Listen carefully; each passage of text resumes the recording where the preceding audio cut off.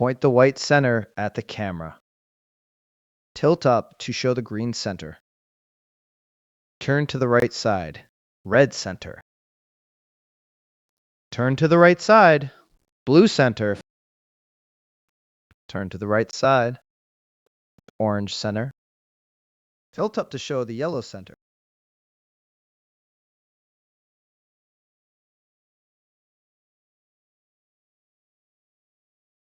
The white cross is complete. Now we need to fill in the 4 corners.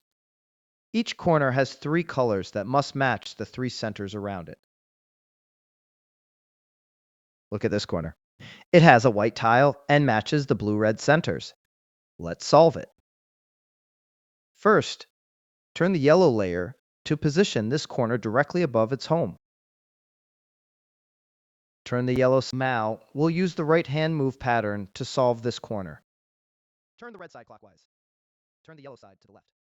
Turn the red side counterclockwise. Turn the yellow side to the Turn the red side clockwise. Turn the yellow side. Turn the red side. Turn the red side. Turn the yellow side. Turn the red side. Perfect.